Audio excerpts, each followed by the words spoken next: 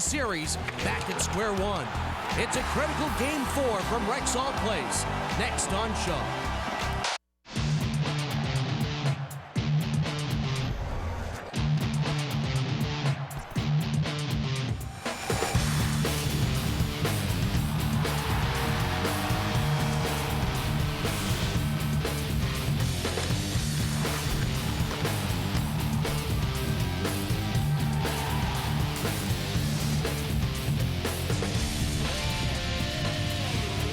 Outside Rexall Place in the City of Champions, getting set for Game 4, and the reigning champs have a big assignment tonight to try and make it a best-of-3 in the WHL Championship.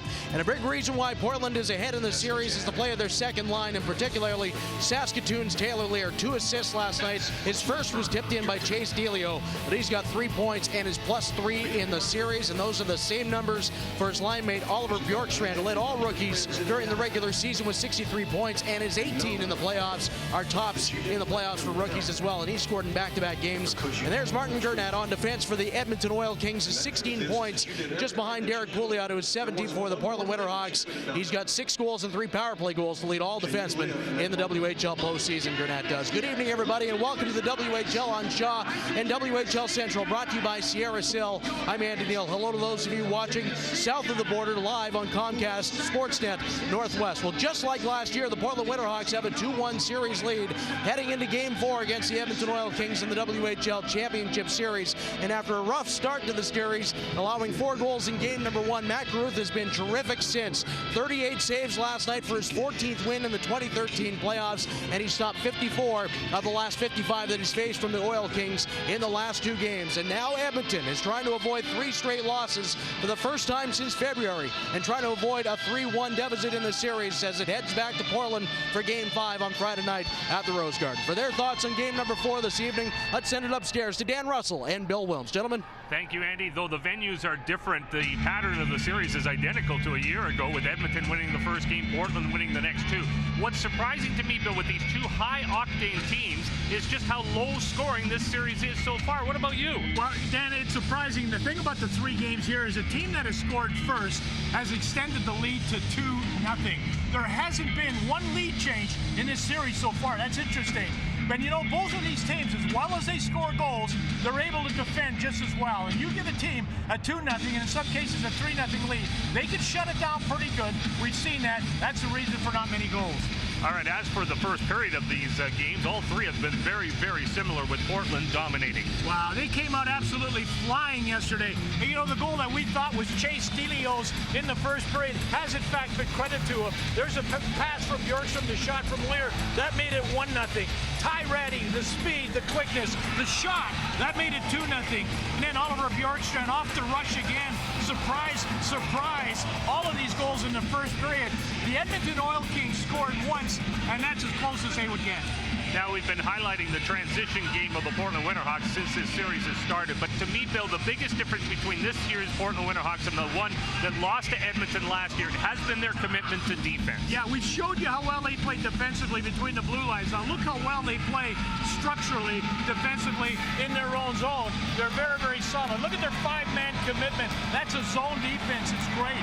And, you know, when you're coming back as hard as Ty Ratty is in the other forward stand, you become a pickpocket. They've literally been stripping guys in the puck in that zone right there, and away they go. And when you see this sequence here, they are so structured, they're so poised, they are so calm.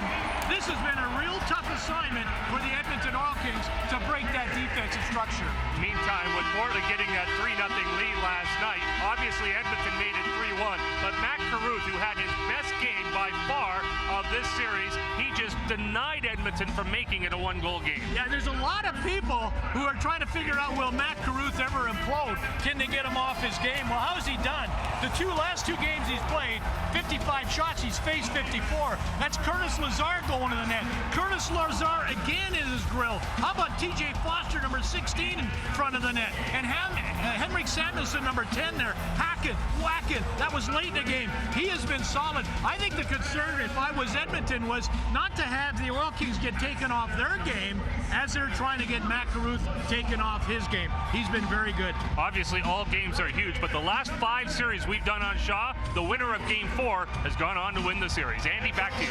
All right, thanks very much, Dan and Bill. 39 shots for the Oil Kings in Game 3, but they come up on the other end of the score in a 3-1 loss last night. How about the keys for Game 4 tonight, Peter?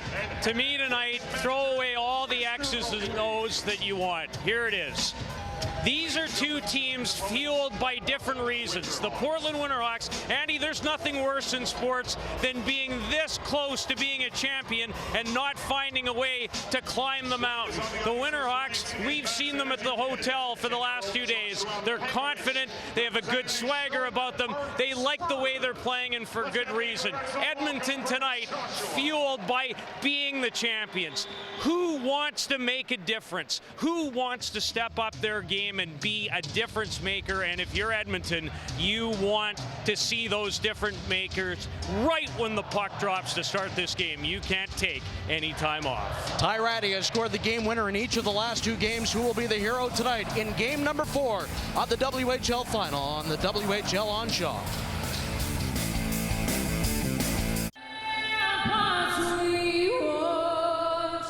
We're so gallantly streaming, and the rockets red glare, the bombs bursting in air, gave proof through the night that our flag was still there.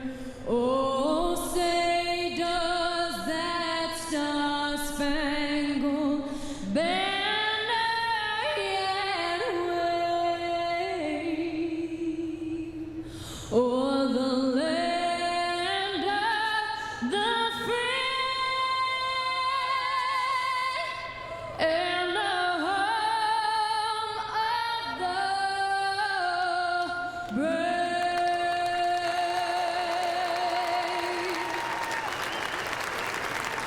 Oh, Canada, our home and native land, true patriot love in all thy sons command.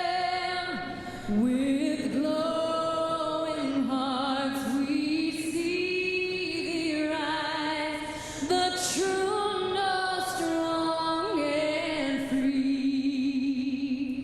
From far and wide, oh Canada, we stand on guard for thee. God keep our land glorious and free. Oh, Canada, we stand on guard for thee. Oh, Canada, we stand on guard for thee. They're good every night. All these national anthems we've seen in the first 4 games. As we get ready for game number 4, these two teams, 1-2 in the overall standings combined, have posted 265 wins the past 2 years, including playoffs. It's really special. And TJ Foster is standing by with his thoughts, and here's Alana Nolan. TJ, no lead changes so far in this series. How crucial is getting that first goal tonight? Oh, it's huge. You know, our starts haven't been what we wanted them to be, and we got to come out hard in this game and get the first one and then start rolling from there. What's the game plan to get the offense going? You know, we just got to get pucks deep and get on the forecheck hard. We're letting their D skate it out too easily, and we got to get some pressure on them. Thanks, TJ. Good luck. Thank you. Dan and Bill, it's all yours. Starting goalies are for Jack Lynx, Matt Caruth. It's amazing every time I say it. Now his 73rd game played in the playoffs. That's a WHL all-time record. Who's ever going to beat that? 6 wins and 9 losses all time in the final. And there's Brossoit at the other end. He is 5-5 in the championship series in his career. Referees tonight, same as game number 1. Brett Iverson, Brett Montesson, the 2 with the orange armbands. Nathan Van Ooston, Michael Roberts on the line. And here we go for game number 4, underway from Northern Alberta. Thanks so much for joining us tonight and through this championship series once again for a rematch between these two great hockey teams. Sontner around the boards to Legault. He tries to get it out. Tries again in his skates, forcing it to the neutral zone, and then follows it up himself. Still Legault with it. 3 assists in game 1 for Stefan Legault, and there's a couple of hits. That's one thing we haven't spoken about right now, is the physical aspect of this Edmonton team. There's Legault getting a chance, and he's tied up with Kruth. I expect Edmonton to have some sort of physical response as much as anything tonight. It was a very passive game number 4, in my opinion. There was not near the body contact I'm sure the Oil Kings would want. And their first real chance was the result of a body check by Stefan Legault. Now here comes Portland in over the line, but not for long. Iwanek takes it off the stick. Out to center it goes. Rutkowski puts it back in. It bounces behind the Edmonton goal. And there's David Musil collecting the puck. His pass just out of the reach of Mitch Moroz. And Troy Rutkowski organizes in his own zone to Pouliot over here. Misses Ratty. So here's Keegan Lowe now, knocking it off the boards out to center ice. Moroz getting it towards Calder, but not much further. And here's Nicholas Patan starting back the other way. Not for long as Keegan Lowe takes off his stick, and then he's hit. Stood up to the Leipzig hit. Leipzig took the worst of it. 5 new Oil Kings come onto the ice. A minute and a half into the first period. Still looking for our first whistle. Pouliot through the neutral zone. The Oil Kings waiting for that at the blue line. Shot in, and Brossoit has it hop over his stick. Over on this side, Bjorkstrand can't handle it either. Comes out to Seth Jones, who puts it back inside the Edmonton blue line, and Mayo gloves it down, plays it to Cody Corbett. Up for Dylan Ruck. Now Seth Jones spinning around with his big frame, able to keep possession in those tight quarters. There's Bjorkstrand in over the line. Pass over to DeLeo. Another pass in the slot, intercepted by Edmonton. And TJ Foster starts back the other way.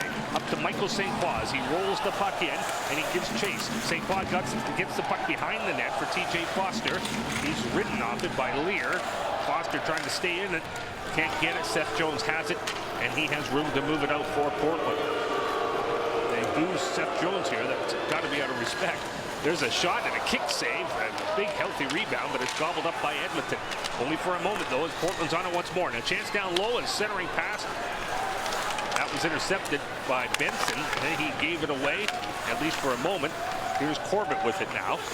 What did Ty Ratty say last night? We want to play as many of the game without a whistle. Well, they haven't had one yet. They're almost 3 minutes in as Calder brings it in over the line. Edmonton with a chance. Gurnett shot. That's blocked. And now it's Ratty getting possession, and he moves it forward to keep the clock moving. Leipzig has it pop over his stick.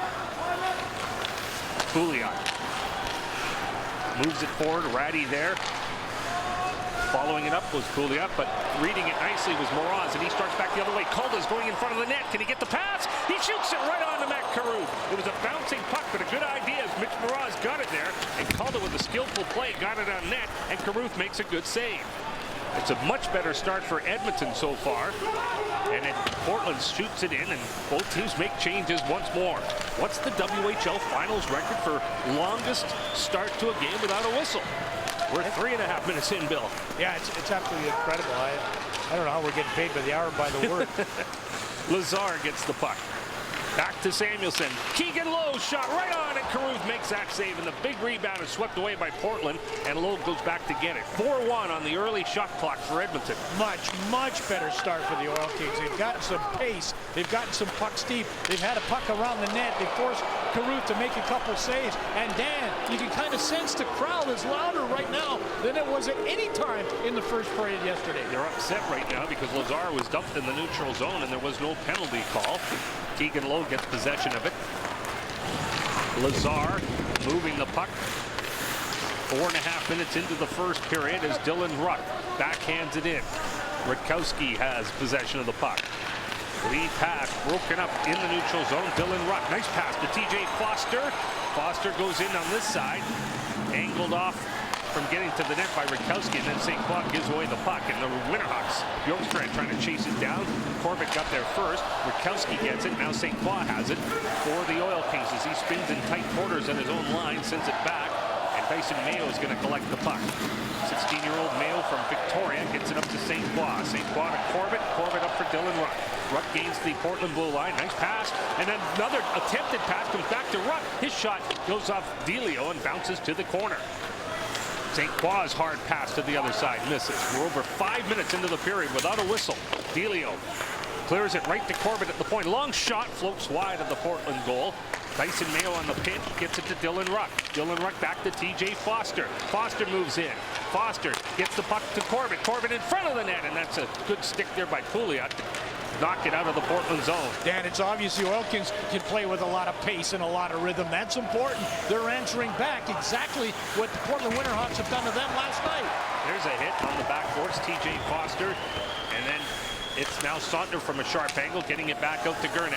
Gernat winds up. His shot is blocked, and away goes Portland. And it's a rush up the ice for Dominic Turgeon, his first game in the series. And that one is tipped off the target. Dominic Turgeon has drawn in for the Portland Winterhawks. And here is Iwanek out at center. Gernat trying to send the puck in. Offside. We are 6 minutes and 10 seconds, Bill, and there's your first whistle. Well, I tell you, this is Mitch Mraz coming down that right side, and I like the way he flips his pass. Watch what he does with it. Nice little flip pass to Kolda. Kolda was able to redirect that, got some wood on it, and then on top of it, there you go, you get another look at it from that reverse angle, and a pretty good hit. And Lazar's going to be an awful lot of these collisions at center ice, but Dan, you know, for Coach Laxdal, really important to get some energy in his team, get some energy in the building. You don't have to necessarily score early, but you want to have chances, and that's exactly what the Oil Kings have had. And they might get another one here as Musil shoots it, and that floats wide of the net, hits something on the way. Coach Laxdal said after the game last night, we're not going to get outworked in our own building, and we're not going to lose game 4.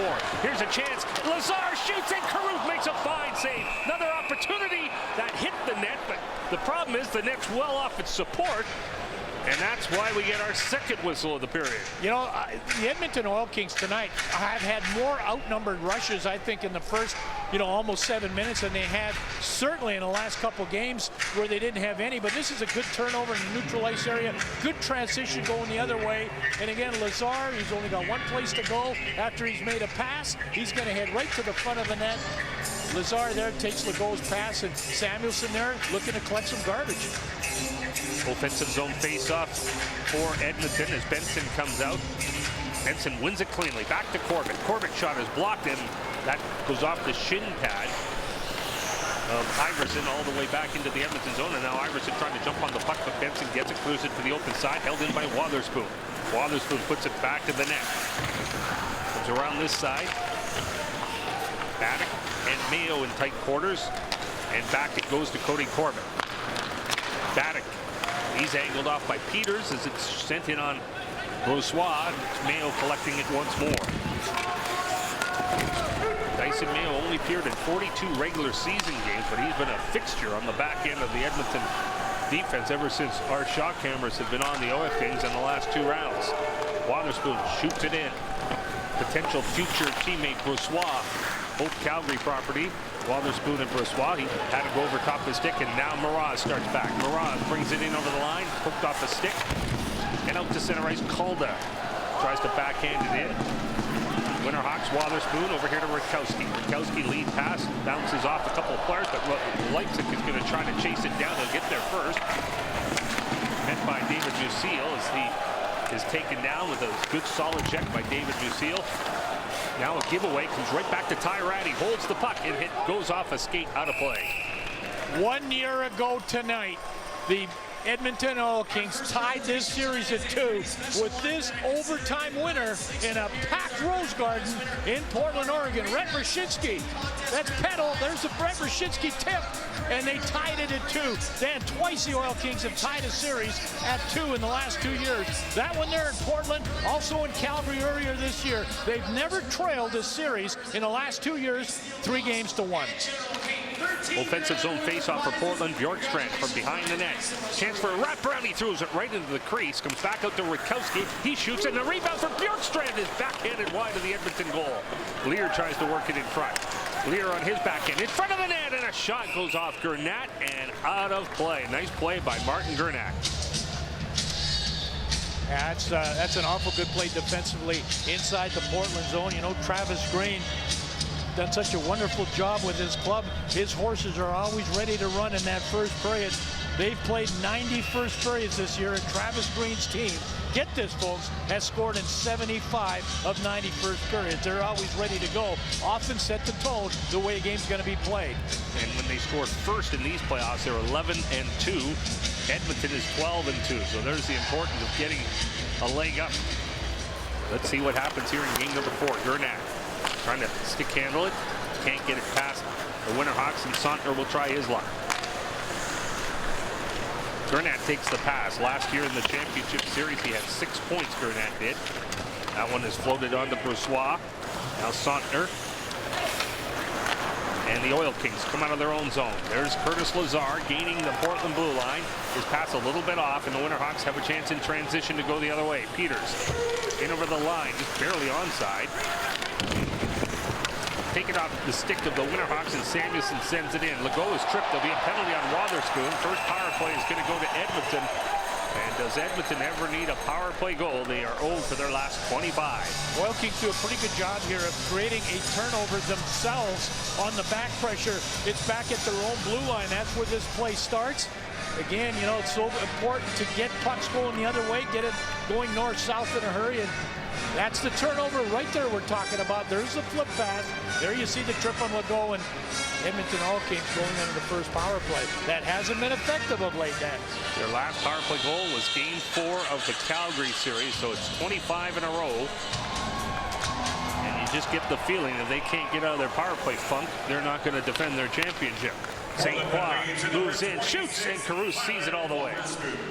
The key for me also on this Edmonton team, Dan, is Martin Gernat. Such a big force back there. We've talked about him being a rover, goes all over the place. What a playoff series he had last year against this team. I think he's got to be a little bit more involved offensively for this team, especially on the power play. This power play is presented by Papa John's. Go online to papajohns.com tomorrow and enter promo code WHL50 to power save on your next order. Gernat takes the puck. Gernat gets it over to Michael St. Croix. St. Croix holds and holds, and then dumps it behind the net. There's Mraz. St. Croix once more. He'll feed the other side, and a long point shot by Gernat. That hits Rutkowski in the back of his leg. He felt that one, but here comes Peters shorthanded. Peters moves in, makes one move, then he's going to peel back and waste some more time. Winterhawks in these playoffs have 3 shorthanded goals. We've only had 1 power play goal so far in this entire series, and that was the Portland Winterhawks scoring back at the Rose Garden. St. Croix moves in. Tries to center for TJ Foster. Foster back for St. Croix. Rutkowski has trouble. There's going to be a penalty. Who's got this one? Is this an Edmonton penalty on a slash? Monteson, the referee out at center, has indicated slash, and it looks like St. Croix is going to get the gate, and there goes Edmonton's power play. Everything looked pretty normal there. I looked to see if the Oil Kings would have a 2-man forecheck to gain that puck possession inside the offensive zone. Saw the 2 white jerseys there. Everything looked like it was under control. And I guess, obviously, there's a slash involved here. Wow, a bit of a spear there on Rutkowski. I don't know if he sold it a little bit. I know they're hurt, folks. I get it. There's 2 guys going to the penalty box for Edmonton. I know that, oh, now Pouliot goes as well. So St. Croix will get the slash, and then they'll be offsetting minors for roughing.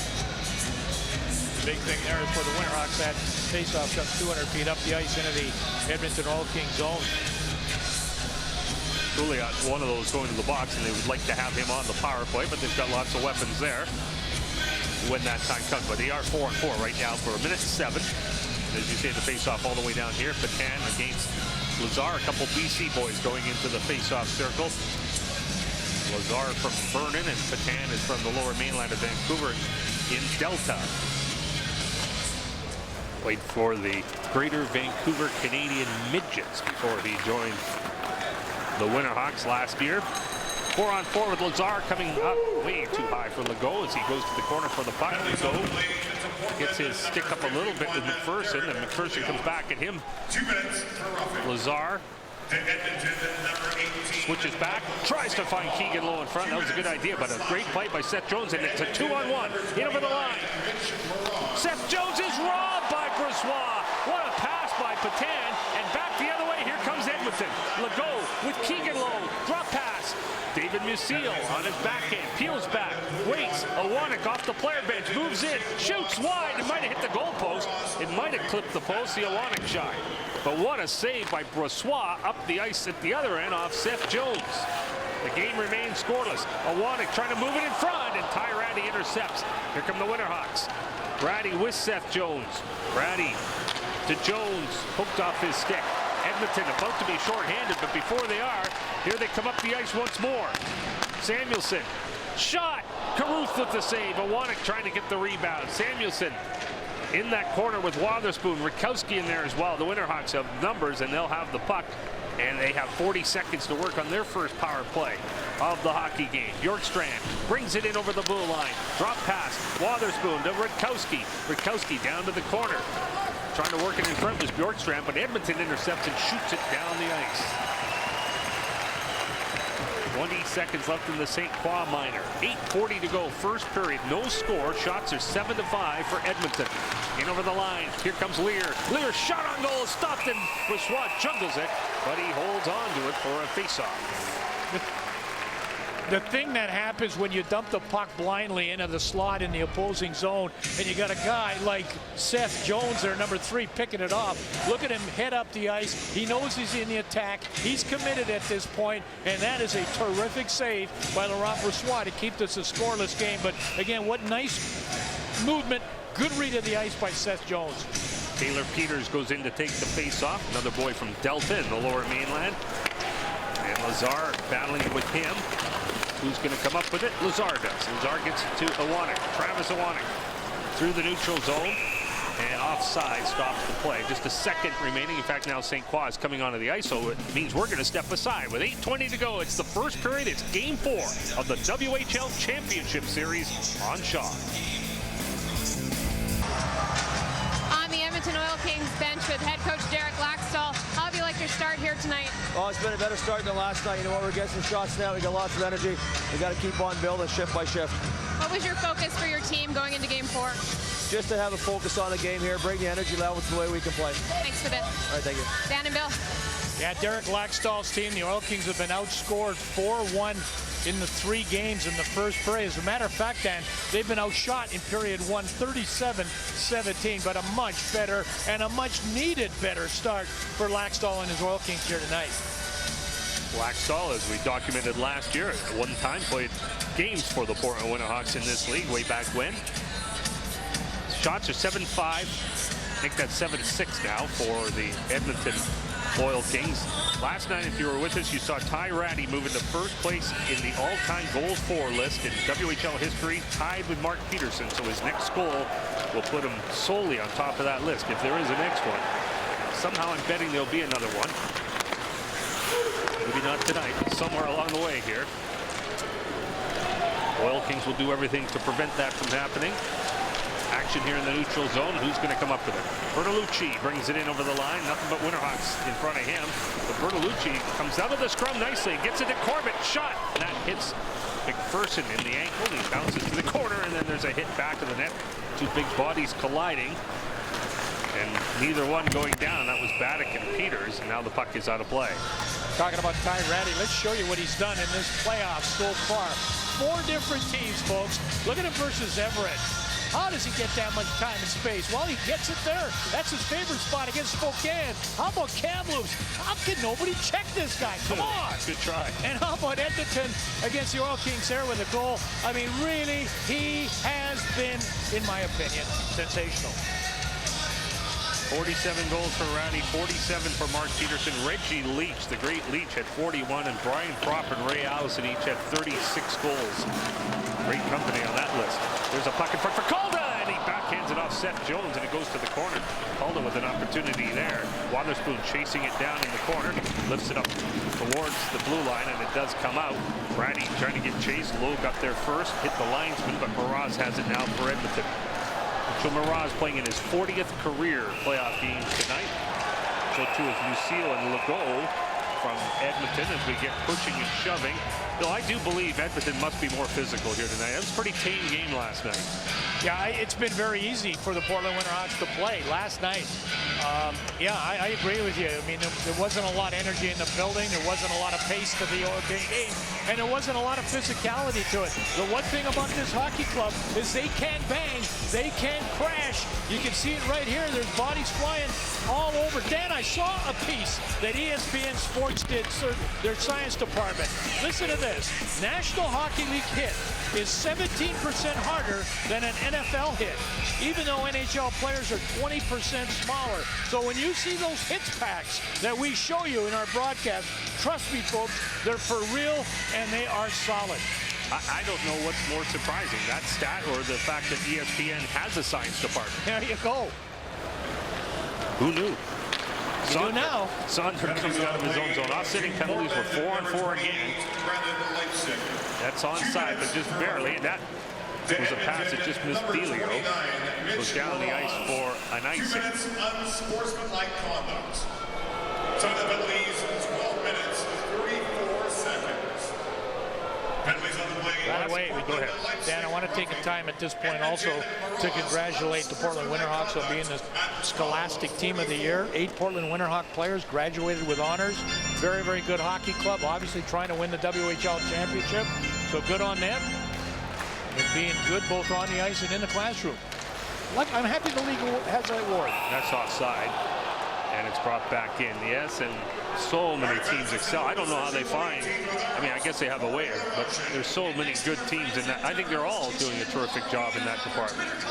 Oh yeah, they got the education advisors, you know, the go with team on road trip. There's a huge commitment here to finishing your high school. Obviously, the other thing while we're at it, real quick, remember, folks, as you watch this, all you young kids, every kid that plays a game in the Western Hockey League is guaranteed 1 year of an education scholarship at a place of his choice, you know, in the future. So it's not you got to try for one. You know that you play 5 years, you got 5 years guaranteed, 4, 3, and so on and so forth. Seth Jones gets the puck up to the neutral zone, and there's Ratty taking it in full flight. Here goes Ty Ratty, ready to goal, and what a save by Purcell. He doesn't know where it is, but it's in his glove, or somewhere around his glove. Ty Ratty going in with his best scoring chance of game number 4. I mean, he's got such speed off either side. He likes to come, you know, off one side, off the other. Sometimes to stop him, you think you got to lock him in the dressing room. Every time, I can assure you, Ty Ratty touches the puck. The guys on the Edmonton Oil King bench set up a little straighter. When he's flying down the ice, you think he could win the Kentucky Derby. He's that good. He's that quick. 6:28 remain in the first period. No score as Lucille gets it to Gernat. Gernat out to center, but that was off Samuelson's stick. Almost followed up there by Lazar, but brought in by Portland. Still 4-on-4 here for another minute as that is angled out of play by Laurent Passois. David Musil's been really, really solid for this hockey club. I mentioned it earlier. Exactly what his career needed was a long, pressure-packed series.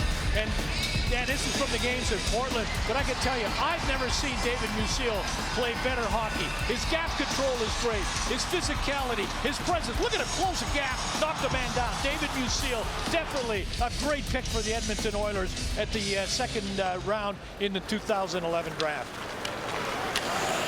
Traded by the Vancouver Giants very early in the season, relatively speaking. And that sort of signified a changing in Vancouver. Musil has really been a great addition, as you mentioned, and even more valuable with Reinhardt's injury. There's Patan. And there's a giveaway back of the net. Samuelson has the puck for Edmonton. Samuelson, hard pass through the goal mouth area. Lazar couldn't get a stick on it. Musil on the pinch. Nice play. Throws it at the net wide. Samuelson and Rutkowski will compete for the puck. Pouliot gets it up for Ratty. Ratty brings it now to Nick Patan. In over the blue line. Patan crisscrossing with Ratty. Patan shoots, and that's blocked. Legault in transition gets it up to Ruck. Still 10 seconds left on the 4-on-4. Here's a 2-on-1. Ruck moving in. Legault!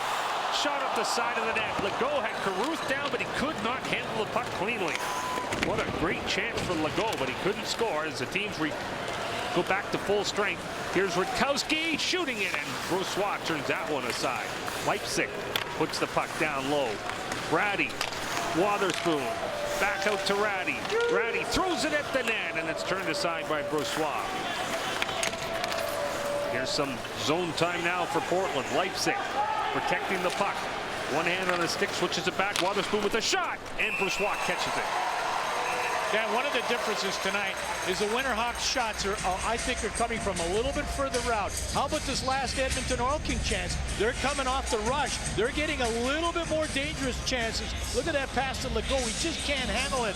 Just can't find it. But what you're seeing with Edmonton tonight is those kind of attacks. Off the rush, a whole lot more than we've seen. And that's why this game still is scoreless. And the Winterhawks out shooting Edmonton 11-7 at this point. Peters and Foster to go in for the face-off as they line up for the draw. Linesman warding those two wingers on the far side. Mind their business. It's Corbett getting the puck. Now Calda. And Calda will start back through the neutral zone. Calda's shot. Carruth with a pretty healthy rebound, but Jones is there to get it. Jones gets it now to Keegan Iverson, but he can't get it out. There's a long shot that hits Peters, bounces to the corner. Wotherspoon has it for the Winterhawks. Wotherspoon backhanding it into the Edmonton zone, and it's Corbett getting up to St. Croix. Backhands it to Calda. Calda throws it into space, but he gives it right to Bjorkstrand, and he sends it back in with just over 4 minutes remaining in this first period. Saunter forced back, and then he makes a pass up to Calda, and he doesn't handle it cleanly. Last fewer passes by Edmonton not being handled cleanly. There's just no room for error in that department. You've just got to handle the puck cleanly against this Portland team. There's no second option. Corbett. His pass. That one's handled. Samuelson will dump it in. There's Lazar giving chase. Very good dump in by the Oil Kings just out of the reach of Carruth. Now Portland gets the puck out. Here they come. Delio in over the blue line. Delio being checked by Keegan Lowe. Goes in for the hit. Now who's going to come up with the puck? It's loose in the slot. Shot turned aside by Brossoit. That puck just came right out to Ty Ratty, the guy that Oil Kings don't want it to come out to. Lazar and Jones from back of the net. Jones stays with Lazar. Those two collide.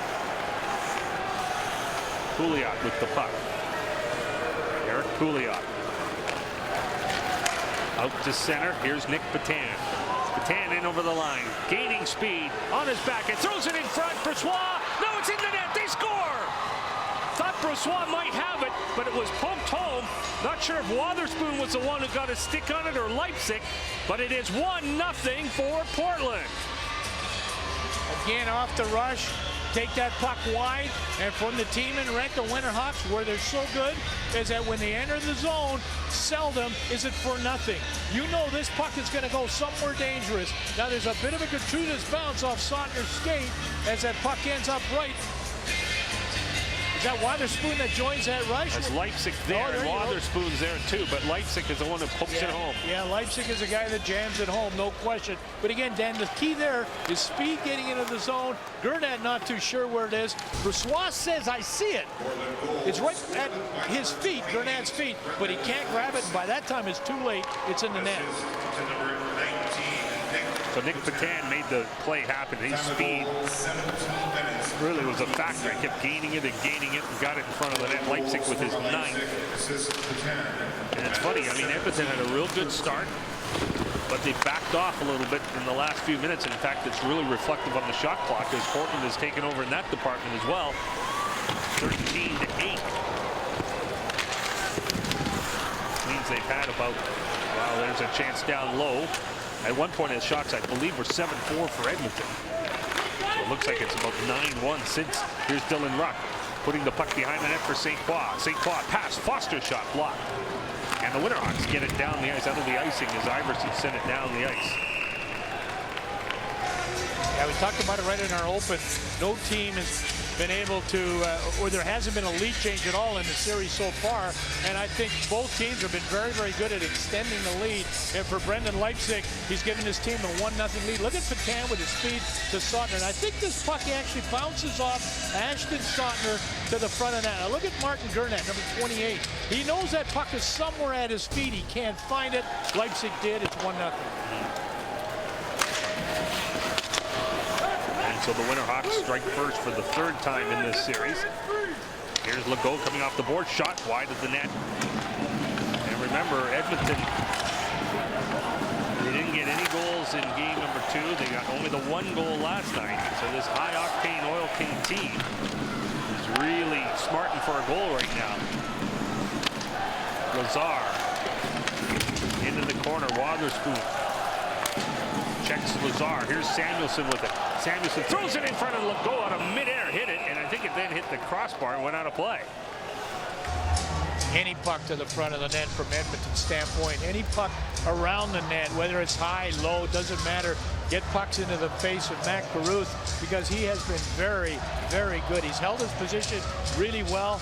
And I think, you know, his 47 wins that Matt Carruth has in the playoffs, got a nice call from Cam Ward on breaking that record for wins in the playoffs. So Matt Carruth, very, very solid, very confident, solid 20-year-old from Shoreline, Minnesota. Which, if you're wondering, is 450 miles from Minneapolis, and the population is a grand total of about 7,000. Saw Matt Carruth with his big playoff beer. I says, "Is yours the best?" He says, "I'm the only one on the team that can grow one like this." Last man to play in the first. He's got the #1 goals against average in the playoffs at this point, at 1.63 for Matt Carruth. Here's Lear putting it behind the net for DeLeos. We're in the last minute. And if Edmonton doesn't score in this minute, they will have 1 goal in the last 150 minutes played in this series. That's starting to become a huge factor. Yeah, good teams, we talked about it, they do push you out of games, or they certainly take your compete level away from you. But I got a sense, my sense is Derek Laxdal's team tonight is in a different frame. I think they had success in this first period. They had some outnumbered rushes. They've created some offense around Carruth. They're going to try to get out of this period now with 37 seconds left. Face-off in their zone. They got to win the face-off, make sure the Winterhawks don't get another chance. On the other hand, a very savvy first period by the Winterhawks. They survive an early pressure point by Edmonton, as they knew they would have to, and then they've slowly taken over this period in terms of shots, and they get the first goal. Battle in the neutral zone. The Oil Kings, Zawanek misses it. Banked off the boards, back inside the Edmonton line. Keegan Lowe gets it to Mraz. Mraz for Zawanek. Zawanek sends it in with just 8 seconds to go. Carruth is going to hold on and stop the play. There's Zawanek getting into a discussion with Carruth. They started, I thought, very nicely, Edmonton, on the physical tone. The first 2 shifts, they got some body checks in there. Somehow, some way, they have to try to find a way to get Portland off their game. And watching Travis Zawanek, his pregame stuff, he's been a solid agitator. You remember with Carruth, you talked about it this series, Bertanen with Calgary. How many guys, Badakin. How many players are there like Zawanek who get drafted by their hometown WHL team and then their hometown NHL team? I mean, it can't happen very many places, I get that, but that's what's happened for Travis Zawanek. His family's been a season ticket holder in this building for years for the Edmonton Oilers. Peters is going to get a penalty here. Is he the only one going to the penalty box with 5 seconds to go? Appears so. Looks like a roughing call for Taylor Peters. And remember, when you see Peters in the box over there, he's the #1 face-off man, in my opinion, one of the best in the Western Hockey League. You see the roughing with Samuelson. He's not having anything to do with it. Taylor Peters, the only one with the penalty. Let's see if they can get something off the draw here. Lazar will go in to take the face-off. Will he try to push it forward or back to Ruck? Yeah, he's on his back, and that draw's got to go back to Ruck. Let's see see if Ruck can get a shot. There's a pass. He tried to pass, and the shot is blocked. That was a set play as Gurnett puts it wide of the net. And that does it for the first period of play. The Portland Winterhawks strike first again. Leipzig with his ninth at 17-13 of the opening period. 1-0 Winterhawks as we go to Andy Neal. All right, thanks very much, Dan. We will hear from Edmonton Oil Kings defenseman David Musil, who will speak with Alana Nolan. One-on-one with Commissioner Ron Robison of the Western Hockey League, and inside the WHL with Peter Labardius. We were 2:47 away from our first scoreless first period, but Brendan Leipzig did something about that. 1-0 Portland in Game 4 on the WHL on Shaw. There we are, all dressed up, ready for the second period. Portland leading Edmonton 1-0. Some Winterhawks fans here, of course, with many Winterhawks from this area. Dan Russell alongside Bill Wilms. Well, Bill, I think Edmonton had a real nice start. The only thing is they did not get rewarded. Yeah, it's exactly right. And you got to be lucky sometimes to get those chances. But this is, again, the Portland Winterhawks. Watch first period. This is Derek Pouliot. That's Leipzig. Right behind him there, that's Pouliot, a defenseman. That's how they want to come up the ice on the right. It's picked off. There's Mraz. There's Kolda going to the net. Another one. Look at this. You'll see a nice job that Mraz does. Oh, second one here. Again, a good pick-off. Your Lowe's got it. Watch Lazar in the middle of the screen. This is a nice transition. Low weight. Gets it to Lazar. Back to Legault. Back to Lazar. That's on the attack. We haven't seen a whole lot of that. And then again, in the corner, hold it right there, guys. Lazar far right. He's got two guys to pass this puck to. He's got a man in the corner, Legault. Guess who's in front of the net? He's got Keegan Lowe there, but watch what Jones does. Picks the pass off perfectly all the way up the ice. This is Brossois' best save of the period, one of his best in the series. And then a terrific grab there on the play coming up the ice. Look at Patan kind of dance around the first man. That's Mraz. He's so good on his skates. Then around Sautner. Watch where this puck goes, folks. Off the skate to the front of the net. Leipzig there, 3 oil kicks there. And as Brossois tries to pick it up with his glove, watch this. It slides underneath his pads. Right in that hole. Leipzig says, thank you very much. That's the only goal of the period. 1-0 Winterhawks. Leipzig at 17 minutes and 13 seconds scoring for the Portland Winterhawks. And Leipzig now has 19 career playoff goals. As we start this second period, Edmonton is on a power play with fresh ice. Mired in an 0 for 25 slump, trying to tie this game. Lazar throws it through the slot. Legault chasing it, can't get it, but Lazar gets it himself. Curtis Lazar down to Legault, back to the point. Gurnett over to the other side. Samuelson. He tries to spin off Lear, and Lear got his stick out. And a good play by Lear to get it back inside the Edmonton zone. Gurnett will shoot in. Goes around the boards behind goaltender Matt Carruth. Here's Legault skilling the puck. And taken right off his stick by Ratty. Dylan Ruck now for Samuelson. He's knocked down, and Seth Jones will start back shorthanded. Right on the tape to Nick Patan. Patan's pass. He gets it back again, and he's going to look backwards to kill off more of the clock. Rutkowski sends it down the ice for Portland. So we're 49 seconds left in this man advantage. Gurnett out of his own zone. Gurnett now to St. Croix. St. Croix gets it back to Gurnett. Gurnett now to Dylan Ruck. There's Foster moving in. Tries a give and go. Comes back to Ruck. Who's going to shoot it? The fans are yelling for them to shoot somebody. Ruck. Now Foster in front of the net. That's picked off. And the fans are starting to get a little restless here with this power play especially. Keep in mind the Portland Winterhawks, they are so stingy. They have only in this entire playoff surrendered 4 goals to the opposition on a power play. 4 times in 54 opportunities has the opponent scored on the power play against Portland. You know what you want to do if you're the Edmonton Oil King team is you want to get players into the seams. You know, if they can get pucks on the net and get players in the seams, they're very good at getting rebounds. There's the penalty call and getting tips. This Edmonton Oil King team's very good at getting tips and getting rebounds. But right now, they're going to have that Cody Corbett in the box, and he'll play 4-on-4 for just 4 seconds. So, Dan, expect the Portland Winterhawks to join this play in about 4 seconds to create a manpower situation for the Hawks. Peters is the penalized player in the Portland box, so he'll probably race over and he comes out. You see who joins the Portland power play. Peters is out, and Lear has been chomping at the bit to jump over the board, so he joins the power play. Delio and Bjorkstrand out there up front. Here's a short-handed chance for Wannick, but his stick is lifted as he tried to get the shot away, and Bjorkstrand controls once more. Bjorkstrand, what a great rookie year he had. 31 goals. I mean, Seth Jones, that player with the puck, rookie of the year, and he ices it well in the power play. But Bjorkstrand, 6 goals in these playoffs, 31 in the regular season. Yeah, Jones expected to go first overall. The last time a defenseman was taken first overall was back in 2006 when St. Louis took Eric Johnson from the U.S. National Team Development Program. The last time a Western Hockey League defenseman taken first overall, I know Labardius knows this, 1996. And the Ottawa Senators picked Chris Phillips from the Prince Albert You Raiders. didn't think I knew that?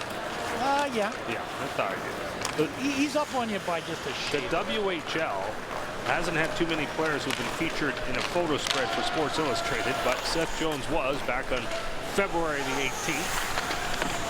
Lazar gets that puck with Bjorkstrand now, and Lear. Here's Seth Jones once more. At the point, he gets it to Wotherspoon. Second power play of the night for the Winterhawks.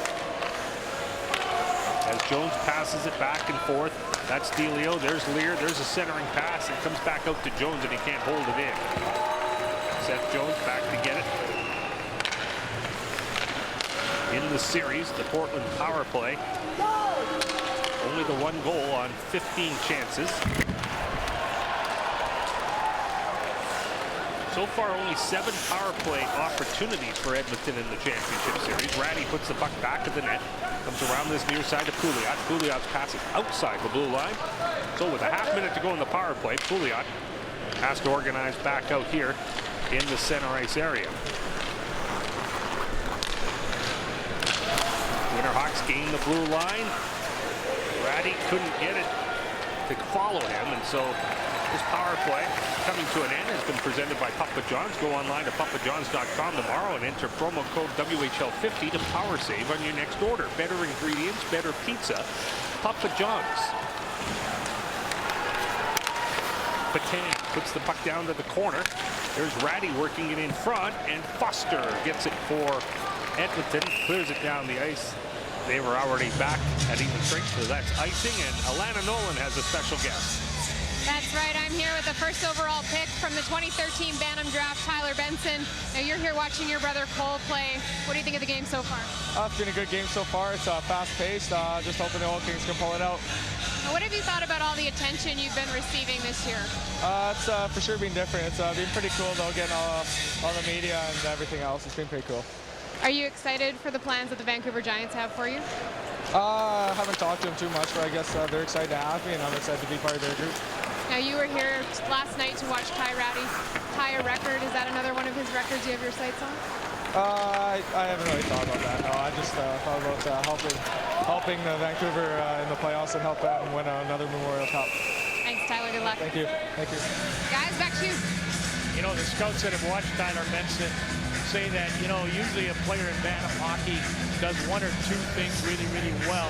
They say that Tyler Benson does 6 or 7 things really, really well. He's got good size. His big brother right there. Yeah, he's actually, you know, when you look at Cole, he's a whole lot shorter too. Surprisingly, Cole Benson goes 5'8", 157 pounds. When I had Tyler on my radio show last week, he really talked about his brother being a big help to him, and looking forward to getting all the tips he can from big brother Cole to get his feet wet in the WHL. So that's exciting times for the Vancouver Giants and for the league. We'll welcome his arrival. Likely play a handful of games next year. Bjorkstrand gets the puck down low, but only for a moment. St. Croix has it now. Edmonton's TJ Foster. Now it's 155 minutes with just 1 goal now for the Oil Kings. Portland Winterhawks are enjoying that aspect of things right now. And Mac Ruth hasn't had to make a big save yet in this period. Very busy last night in the 3rd period and busy at the start of tonight. maybe he'll be tested here. Rocking over the line. There's a pass. What a dive back by Lear to get that puck out of harm's way, as that pass was intended for TJ Foster. Delio starts back for the Winterhawks. He puts it wide of the Edmonton net. Portland making a change as Keegan Lowe moves the puck out to center. Keegan Lowe playing in his 44th career playoff game. 44 for number 4. How about his dad? He played in 214 NHL playoff games. Impossible to do that, of course, at this level, as that is flipped into Brossoit. Taylor Lear, so good coming back. 18-year-old from Saskatoon, really good on the back check. This is what we talk about with the Portland Winterhawks, making sure that you stay with your man, get back as hard as you can, and then dive to break that playoff. You know, for Taylor Lear, boy, it's tough been emerging as a leading forward, playing on this stacked offensive group here. He had 27 goals on the season, 9 goals in the playoffs. He's actually tied for second. A goal and 2 assists in the final so far. He's the only Flyer prospect in the Western Hockey League. They took him 4th overall in the 4th round, rather, in the 2012 draft. Calda gets the puck for Edmonton, gets it back again. Oil Kings Miraz now tries to gain the line. In on Rutkowski. Rutkowski stays with him and takes the puck away. There's a long lead pass. Offside. Leipzig in too soon. Again, Edgars Calda certainly continues to be maybe the biggest surprise player for the Oil Kings this year as far as the playoffs are concerned. And I love what he said. He didn't want to be known as just another Euro guy with skill. He changed his game a couple years ago, became more physical, has played a lot on the line with a couple tough guys with Miraz and Owanek. And you know, he's so quick. He thrives on puck pursuit, and he's just done a great job for this team. Great speed. Face-off deep inside the Portland zone. There's Cole Benson out there to take a face-off against Peters. And the Winterhawks get possession of it. Rutkowski, though, can't clear the first time. Gets it out to center on the second chance. Iverson's pass to the open wing. The Portland Winterhawks are in their 11th trip to the WHL Championship Series. They've lost the last 3 times they've been in to Red Deer, Kootenay, and Edmonton. And Bertolucci comes in for a shot. Is stopped by Matt Carew. Nice rush by the youngster. Bertolucci coming up the ice. By the way, the Edmonton Oil Kings in the first period, Dan, 82% in the face-off circle to 18 for Portland. They've started playing with a lot with the puck, but Bertolucci, that line of Bertolucci, Benson, and Baddock were very, very good in one of the rounds in the playoffs. When you're looking at Bertolucci, folks, all you kids that got drafted or didn't get drafted, here's a Bantam 2010 10th rounder, 200th overall, and he's playing in WHL final. From the West Kootenays near Trail. He's from Montrose. As that puck goes through the goal mouth, I like the coaching staff giving him good encouragement as he got to the bench here. Big smile on his face. That was a good shift. Edmonton needs some more of those, and Portland ices the puck. Still very, very much in this game, but they need a goal to bring the crowd in and tie this thing. Now, this series, unbelievably, in game number 4, has not been tied other than 0-0 at any time in the playoffs. Back to Bertolucci for a second. Anytime you've got an energy line out there, it's so important for them to not lose momentum on the shift that they're out there. Samuelson goes in for the face-off, but he can't win it. Seth Jones wraps it around the boards out to center ice. Ty Ratty out there right now. Always a threat, of course. You gotta keep your eye on him. He's so slippery, as everybody has found out in this league. One time he'll be way over on the right side. Before you know it, he's come on this near side. Jones, his pass out to center. Ratty trying to get it free, and he slips by a defense right in on goal, and he puts it wide of the net. As Keegan Lowe experienced that slipperiness of Ty Ratty. Ratty nearly making it 2-0 for Portland. Jones has the puck. Long pass up for Patan. Patan will send it in, and Brossoit with a good job in his trapezoid. Then he plays it around the boards to Stéphane Legault. His pass ends up on Samuelson's stick. Here's Lazar now trying to get through the defense. Pouliot stays with them. Pouliot hits them. Now they battle for the puck. Pouliot plays it up the boards. Now it comes back to Samuelson. Mayo shot on goal, and there's Carew. taking it in the Winterhawk logo on the chest. Dan, you talk to scouts and they'll tell you the National Hockey League is a north-south game for defensemen. Right there, that's exactly what Seth Jones does in getting into Ty Ratty. Defense in this league play more of an east-west game. Look at how Ratty, you talked about him being slippery. Look at him get by, and anytime you're Musil or any other defenseman on a chase with Ty Ratty, you're in trouble. As the faceoff is won by Portland in their own zone, they're out of their zone just like that. Delio to Lear in over the blue line. Lear holding it, passes to Bjorkstrand, moving in, and his shot just went wide of the net. Once Bjorkstrand could get control of it, you knew he was going to get a good shot, but he just put it wide. It was a heavy shot. Lear. Now Pouliot. And there's Rutkowski way over here. Look at them stretch that ice. Lear in over the line for a shot. That's knocked down, and St. Croix comes back the other way with Dylan Ruck. In on Pouliot. Ruck off balance a little bit, but he got it down to the corner. St. Croix behind the net for Foster. Back for St. Croix. Centering pass, and it's in skates of Ruck. He couldn't get it. Pouliot did, and away comes Portland with Bjorkstrand shooting it back inside the Edmonton zone. Nearing the 9-minute mark of the second period of game number 4. Winterhawks lead the game by 1, and they lead the series by 1. A stick way up in the face of number 1-1, D. Champlain by Ruck is going to cause a high sticking penalty, and Portland is about to go on the power play.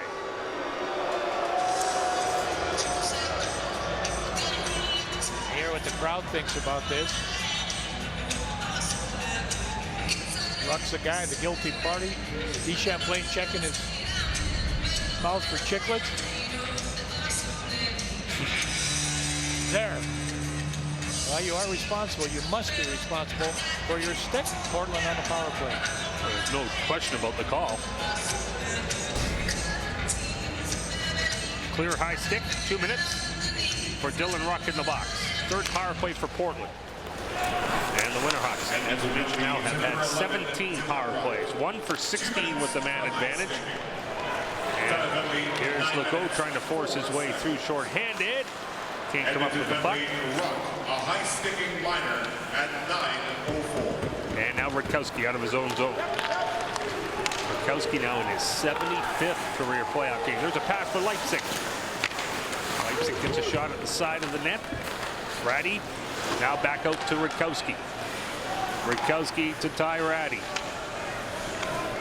As he operates from this the half wall there, always wondering what's going through his mind. What are his options? Ratty gets it back for Pouliot. Wasn't his first choice, but it got back there. Now they whip it around. What a chance for Rutkowski, and he scores! Rutkowski makes it 2-0 for Portland on the power play. Rutkowski scores for Portland. That is his 4th of the playoffs.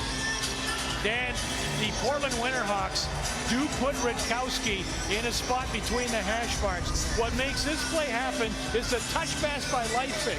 You watch this as Pouliot got to control it. Keep your eye in the corner. This is touch pass. I mean, he stops it and pushes it all in one motion. Wow, that is a thing of pretty. And Rutkowski right between the hash marks in front. He's a defenseman. He's got the 20 goals on the season. We talk about his ability to score. You cannot execute a power play better than that. Pouliot in the corner to Leipzig, getting it to Rutkowski. Between Leipzig and Rutkowski, Dan, I don't think that puck was on either stick for a second. Fantastic puck movement. By number 2, Troy Rutkowski. And as I just mentioned, he's been just piling up the games played in playoffs. Imagine that, 75 postseason games. And he scores in the championship series game 4 to give the Winterhawks a 2-0 lead. So far here in Edmonton, they've outscored the Oil Kings 5-1 over the last 2 nights. Samuelson, lead pass for Bertolucci, misses him. Seth Jones poking at the puck. Lazar. He can't get it in too deep, but Seth Jones banks it off the boards, and it's out to center. Saunders, now Lazar. Lazar's pass cut off by Peters. There's a shot by D. Champlain. He drew the high sticking penalty by Dylan Ruck for what is a power play goal, the 2nd of the series for Portland. Gernat to Samuelson. Gurnett behind the net. Here's an opportunity in the crease area, right through the goalmouth. Samuelsson had a wonderful chance. He has 11 goals in these playoffs. Just couldn't get his stick on that one. Cody Corbett following up for the Oil Kings. Corbett trying to get by Wotherspoon. He cannot. Wotherspoon bodied off the puck as he tried to move it. Boy, does Portland recover. Any mistake they make, they seem to recover so well as they swarm that puck, supporting it, as they say. Here's DeLeo shooting it, and that's caught by Brissois. And we're going to catch a break of our own. 8:28 to go. It's the second period. It's game 4, and it's Portland leading 2-0 thanks to Troy Rutkowski on Shaw. On the Portland Winterhawks bench with head coach Travis Green. How would you evaluate what you've seen so far from your team after period and a half? I like our effort so far. I like our pace. A couple times we've turned some pucks over. We got to stay away from that. But it's a tough building to play, and I like where we're at right now, though. I like the way our team's playing. What adjustments can you make to win more face-offs? It's not just onto your centerman. You got to have wingers in your D helping out, and they've got some veteran guys, and I thought we've done a good job so far in the series, but tonight it's been a little off. Thanks for that. All right, thanks. Dan and Bill. Well, you don't get many chances better than this. Gurnett's going to get in deep, and you get a cycle along the back wall. Great job. Moroz gets it to Samuelsson, and even being a right-hand shot coming from that spot as he did there, I mean, he's just got to get a stick on this. One of the few times you see a forward, in that case DeLeo, kind of not exactly sure. He loses his man Samuelsson in the paint. What do you say about every series that a team rises, some of the star players start to become quiet offensively, ones that were making a lot of noise in the previous round? It's exactly the way it is, isn't it? I mean, you go through all the series, somebody kind of peters out, if you will, or somebody's got an answer for a score. It's a quad shot. That's on goal, and we're talking, of course, by Samuelsson, who has been piling it up. The goal scorers, Ratty has 17, Samuelsson and St. Croix and Cale Kessie of Kamloops all have 11 postseason goals. Now you take a look at Western Hockey League runner-up for goalie of the year, Max Carruth, Patrick Bartizak, Red Deer, the award winner. And by the way, Carruth 3 weeks in a row was nominated for CHL goalie of the week, and he still has his doubters.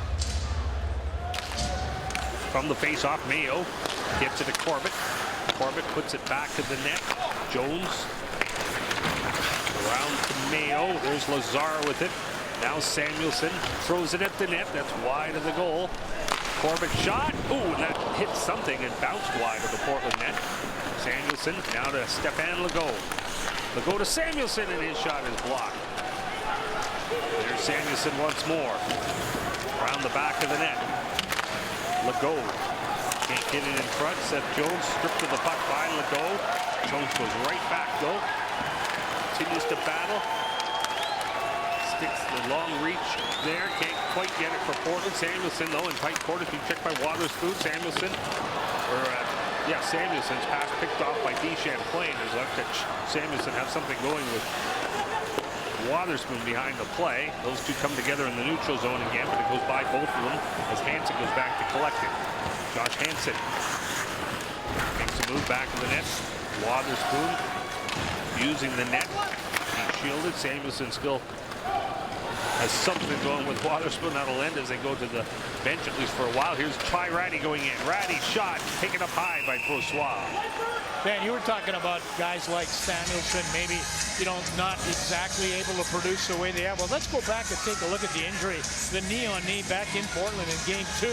This is with D. Champlain. That was a heck of a collision. You saw him. He was hurt. Now, he did come back. He came back the very next shift. But you know what? When you're a big, tough kid, sometimes that stuff kind of hangs around with you. Not saying that he is absolutely hurt. We're just wondering maybe if there is something that might be lingering on Samuelsson's game. Saunter plays it around the boards as the Oil Kings win the faceoff. 6:49 to go in the second period. St. Croix takes the pass, but we're on the back check. So just what we talked about on the pregame activity, the commitment to defense. Look at the 4 Winterhawks back there right now. They seem to be just getting as much out of preventing goals As you see, Dylan Ruck trying to move it in front. He's cut off. Then they do scoring goals. And we know it's always more fun to score. TJ Foster gets it back to Gernat. Gernat moves in for a shot, and that hit a leg, didn't reach the net. Foster again. Back to Gernat. Gernat switches it to Sontner. A little bit of room for Foster as he shoots, and it went wide of the net. Gernat throws it at the goal, and Caruth is there with his good positioning to make the save. Yeah, watch Taylor Lear on this back check. This is a rush up the ice that the Edmonton Oil Kings and St. Croix are going to get deep many, many times. But I want you to watch 20 coming back. Look at Lear throw the brakes on. Then there's a lot of guys in that situation that would go for a little bit of a skate, and that puck would end up in your zone and become a very dangerous play. Again, in the face-off circle, Edmonton's been solid. See if they can get control of this face-off deep. Kawanek to take the drop, and Seth Jones got it out to the line. That's nicely held in by Corbett, or was it? No, it was held in, but it's a glove hand pass that stops the play. You know, one thing about Travis Green that he learned from the coaches that he's played for 14 different seasons in the National Hockey League, he said most didn't overanalyze things, didn't examine things too much, and I think he's done a pretty good job. He says he picked their spots, and you can see him talking with Atlanta. He's very simple, saying, you know what, this is a small area we want to get better at, another small area you want to get better at. You know, you don't hold $50 meetings to say, you know, to solve $10 problems, and that's one thing as a coach you learn. Boy, he's done a terrific job. Peters in front of the net, a chance for Portland, and a golden chance goes wide as Iverson had a roll off his stick. Net is off its support, but because Edmonton has the puck, they won't blow it down yet. As soon as Portland gets it, then the play will be blown down. That rule was put in a while back. Now they touch it, play blown down, and the net will go back on its support. Got to find guys that are open when you enter the zone. Taylor Peters, this is an easy one to him to find. He finds Iverson in the offensive zone, gets that puck to him. Peters so good along the boards, has a look. How does he get that wide open? Iverson knocks the moorings off, the net off its moorings, but look at him stick on the ice. And again, I say this for I don't know how many times, Dan. If you're the Edmonton Oil Kings and you're chasing red-shirted Winterhawks towards your own goal, it's not a good sign. You've got to let the play come to you. You can't be chasing them. Curtis Lazar out of his own zone. Lead pass Samuelson. Can he bust through? No, he doesn't. But he drops it back. Legault is stopped by Caruth with a great glove save. And Legault looks up to the sky as Caruth makes maybe his best save of game number 4. Yeah, no question. And again, you wonder if Samuelson in this particular play might have tried to split the defense. As it turns out, he doesn't. He pulls up a little bit and realizes that he's got Legault on his left. And one of the few times you get the Winterhawks defensive structure backing in a little bit, but Caruth is there to make the save and settle things down. That was a fine save. And a good play as it turned out by Samuelson. Yes. Not split and then peeled back, and Legault thought he had a room, but Legault just couldn't beat Caruth. So it stays 2-0 as Peters comes out of his own zone. Checked by Lazar. Lazar digging it on his skates, gets it to Legault. Legault now has some room, but his backhand pass over to Musil. Shot! Stop or hit Samuelson maybe. There's a centering pass. Legault on a bouncing puck, put it wide of the net. Some zone time and some pressure by Edmonton here. Musil holding the line with that good pinch. Only for a moment. And Tyrati starts back the other way. He's by himself. He's looking around. Says, where's my help? There it is, Patan. He pokes it down to the corner. Lazar has it with 4.5 minutes to go in the period. The shots in the game are 18-17. It's a low shot period here in the second. Just 7 shots for Edmonton. And the Portland Winterhawks only have 4 shots on goal, but one of them has gone in. And here's another chance for one. Lear goes in, and he puts it up high. Lear busted his way through, and he put it well high over top the Edmonton net. And chanting, let's go Oil Kings. I don't know if the fans are sensing that if they don't get going, if this might be the last hockey game played in Edmonton this year of any flavor. If Portland wins tonight, they'll have a chance to win their WHL title on home ice on Friday. But there's 23 minutes of regulation, and it's only a 2-goal game. Sontner. Waterspoon breaks that up. Delio lost it. Sontner trying to get it in tight quarters, he could not. Now back the other way. Here's Oliver Bjorkstrand in on Gernat. Poked off his stick, and Gernat gets the puck again. Long stretch pass up there for Dylan Ruck. He collects it, and he brings it in over the line. His back pass is picked off. Here's Bjorkstrand. It's a 3-on-3 through center ice. He actually just sends it in so he can head to the bench on a line change, and Brossoit plays it around the boards. Oil Kings out the center. Nice play by St. Croix to knock it down. In over the line. A Wannick shot. Stop. Rebound is in the air, and Gernat is unable to connect, and then he's dumped at the same time. Gernat tried to pick it out of midair, baseball style, couldn't, but he does draw a penalty with Rutkowski going to the box. Boy, you don't think that Philadelphia Flyers might have a sleeper and Taylor there. Watch the speed as he picks this puck up on the rush coming up the ice. He's going to split 1, 2, 3. Edmonton Oil Kings, even Ruck on the back check. However, Edmonton going the other way. They get this chance, they get this rebound, and they get this penalty on that play as it ends up in the corner. And we keep saying it, they sure could use a power play goal, but it seems like more now than ever they need one. 2-0 late in the period. If they can score, they might get momentum, get it to within one. A slashing minor at 17:06. Sontner lead pass. Legault trying to get behind the defense. That's not easy against that guy, Seth Jones. Nice play. It looked like he had a step on him. Probably did have a step on him, but that long reach prevented it. Keegan Lowe now. As Jones works over Legault in front of the net. Then he peels off to try to check Lowe. Lowe's pass is picked off. Leipzig. That was a forced error because of Jones. Leipzig brought it back in over the line. And now Ratty plays it all the way to Wotherspoon, and down the ice it goes. Exactly 2 minutes remain in the second period. Sontner out of his own zone to Samuelson. Now Keegan Lowe sends it in. Carruth can't block it. Comes around the boards to Mraz. Here's St. Croix. Stripped the puck by Pouliot. He works it to Pecan. He can't get it out on his backhand. Here's Dylan Ruck winding up. Ruck to Gernat. Gernat shot. That went off the blocker at Carruth. Michael St. Croix off the half wall. Nice pass. Dylan Ruck over to Gernat. To Dylan Ruck to St. Croix. St. Croix down low. Foster can't get the shot away. Half a minute to go in the power play. Are they going to get one good chance on this power play? Foster moves in, shoots, save, rebound is swept away by Pouliot, but not out. Dylan Ruck holds it in. No, he doesn't. Ruck looked up and he misplayed the puck, and all the Oil Kings have to come out to the neutral zone. Nice stick handling by Dylan in the neutral zone, but it is broken up, and Petan has it. Wotherspoon.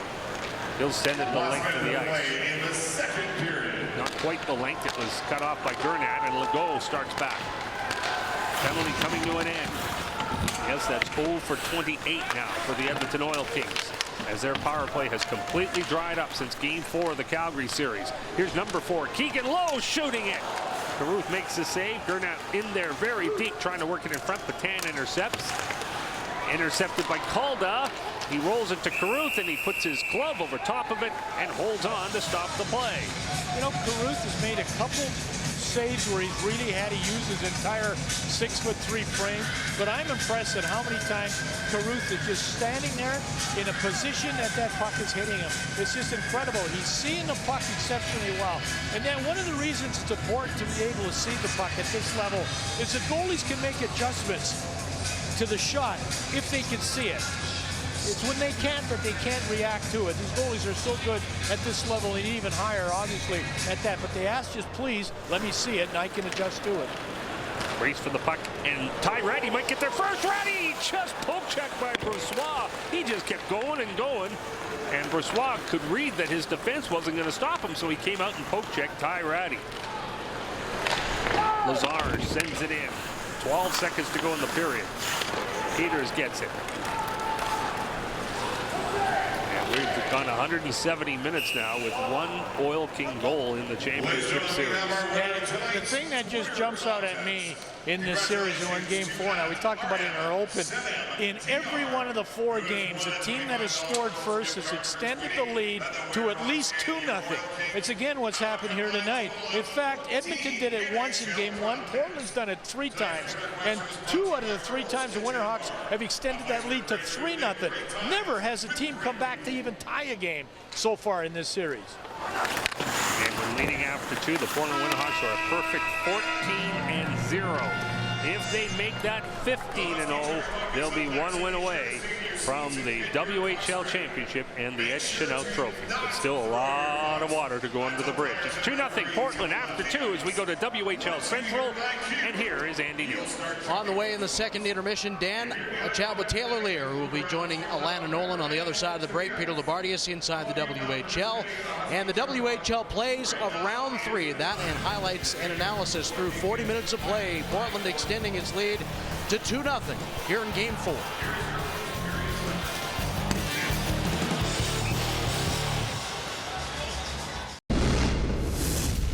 The Western Hockey League would like to take this time to recognize its prestige partners. Cal Tire, a proud supporter of the WHL. Talk to Cal Tire about all your tire needs. Cal Tire, true service. And your local Husky retailer, proud community supporter and sponsor of the WHL since 2004.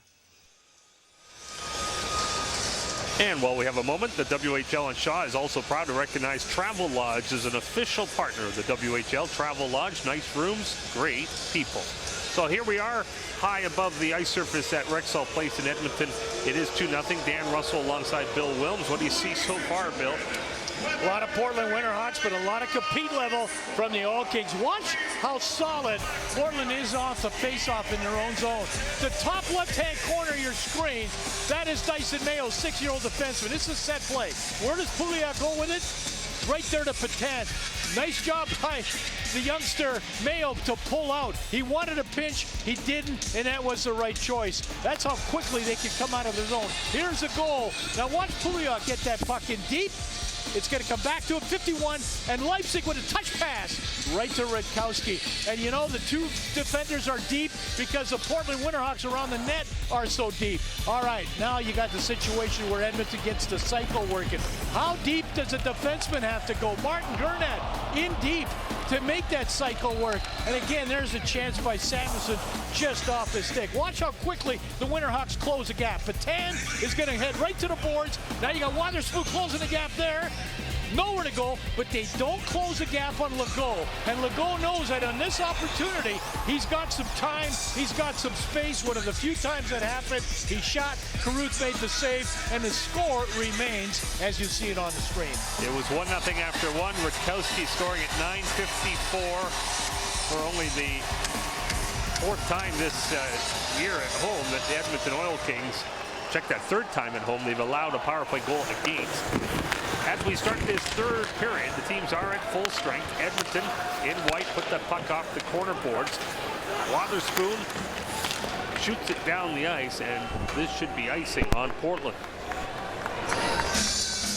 Amazing when you look at the goal scoring in the season, Dan, or rather on the playoffs, I'm sorry. The Edmonton Oil Kings, 28 goals, given up 8 in period number 3. 30 in period number 1 and given up 8.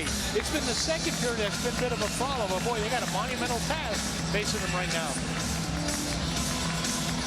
And as of this moment, Portland has scored 75 goals in the entire playoffs. Edmonton has scored 76. But Edmonton trails in the series, and they trail in this game as Sautner gets it to TJ Foster. As he crosses in over the line, Seth Jones stays with him.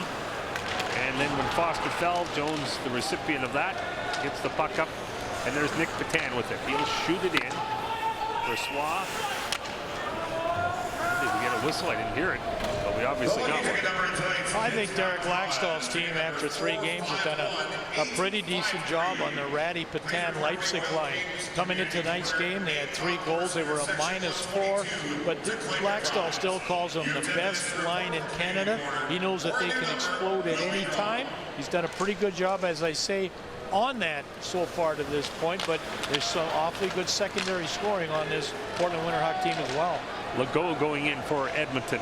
Legault throws it hard against through the goal mouth area, and that's intercepted. And back the other way comes Leipzig with Ty Ratty. Leipzig in over the line. Leipzig for Ratty, and it's just a little bit behind him as they hit something before it could get to Ty Ratty. Samuelson. Lead pass up for Lazar. That's lifted up high by Portland. Leipzig. He tries to get possession of it. He can't. Chopped around here in the neutral zone. Keegan Lowe plays it to the open wing. Kuliak collects it there up for Ty Ratty. In over the line. Ratty makes a move. Mayo stayed with them. And that was a good play defensively by Mayo as the puck goes down the ice. There's Mirage jumping on it. Back to the blue line. Mayo. There's Calda. Last night, Edmonton had 20 shots in the 3rd period. Trying to get it to a 1-goal game. They never could, because Matt Carew stopped all 20. We'll see what they have in store here in the 3rd period. Can they get it to within 1 and change some of the momentum here? Dan, Portland is the only city that has a NBA franchise team, the Portland Trailblazers. And I know Mike Johnson picks from a lot of different sports. And to me, this is as close to basketball on ice as you can see. And let me tell you, they block shots, they box out, they fast break, they attack the hoop, they go for offensive possessions. And then here's the key. They got a half-court press on the defensive side of the game. It's uncanny how this Portland team looks like a solid basketball team playing hockey. It's amazing. Credit Mike Johnson for that. There's a chance for, you even mentioned the key there, like it was a basketball surface. Going behind the net, there's St. Croix. There's Dylan Ruck now. St. Croix trying to reach it. D. Champlain starts back the other way for Portland, trying to get around Sontner. D. Champlain chopping at the puck. Bourgeois now has it, and then D. Champlain came back and Gernat took him down. There'll be a penalty on D. Champlain as the goalie goes to the bench for the extra attacker. A little overzealous there by Adam D. Champlain from nearby Sherwood Park. Tough kid. 18-year-old, 6'1", 177. Probably end up playing at maybe 180, 185. Takes exception to being taken to the boards by Gernat, and that's the end result of that. 4th power play for Edmonton now, which means in the series they are 0 for 9. Samuelson gets the puck over to Lazar. Lazar has it roll off his stick. Peters trying to get it. Now it comes back to Ruck. Ruck puts it behind the net. Samuelson there. Lost it. Didn't really collect it, Samuelson. Here's Gernat moving in. There's Samuelson. Samuelson throwing it at the net. Didn't get close to reaching the goal, and that's the end result as Portland sends it the length of the ice. Here comes Gernat out of his own zone. As Lazar on his right as he drops it back to Samuelson. Dylan Ruck over here takes the puck. Ruck gets it to Gernat. Gernat gets it to Legault. Legault back to Gernat. Gernat can't hold it in. There might be a race for the puck, and Gernat recovers from his own mistake. Makes a good defensive play, and Dylan Ruck has it now.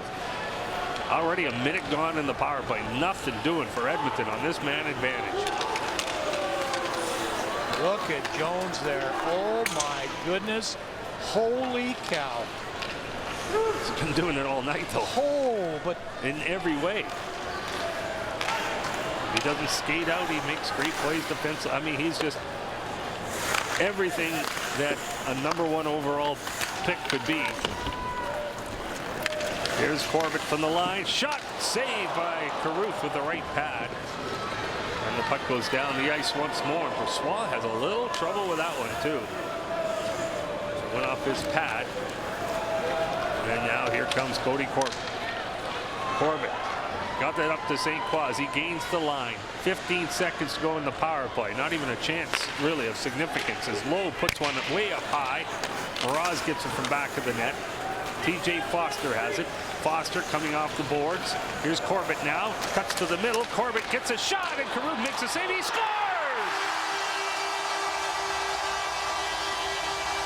Looks like it will count. It was a weird one. But for Edmonton, it looks like a great one. They're on the board in game number 4. Dan, I've said this before. Mitch Moroz has got terrific eye-hand coordination. And boy, you talk about being down. He hasn't scored an awful lot in the playoffs, but here's a pretty good cycle on the half wall, and Moroz just touches that puck. First of all, with a backhand, and then I think to keep the play alive. This is Corbett getting into a tough area, boy. There's not a lot of guys had success there. There's the first touch. Whoa. There's the second touch. They'll get a look at it, though. And that's got to be below the bar. I'm almost positive that one's going to count. They are going to look at it. They are looking at it, and they should look at it. First glance, I thought for sure. Second glance, I think pretty much for sure.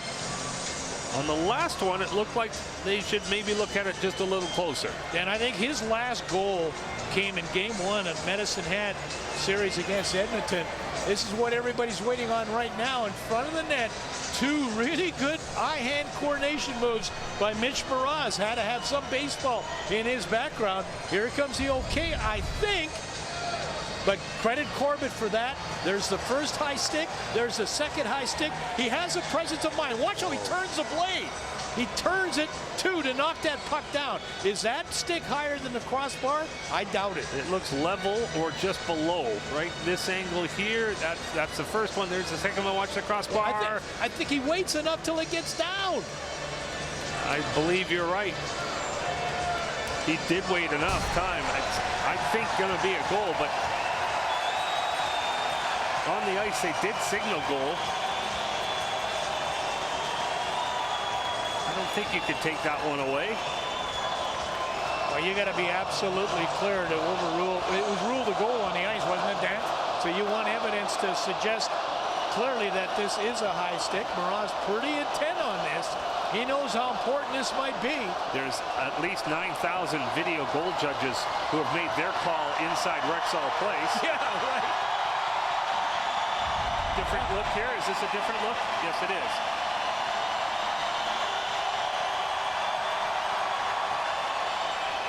You know, it took our Shaw camera angle in game number 2, that was, or game 1 to nullify a Portland goal.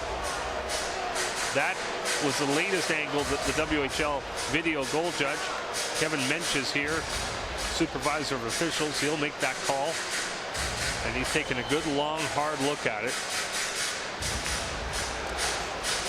Well, what does that tell you, Dan? The longer they look at it, the more they're, I mean, I think if you look at it for a very short period of time, that means you agree, okay, the ruling on the ice stands, so you go with it.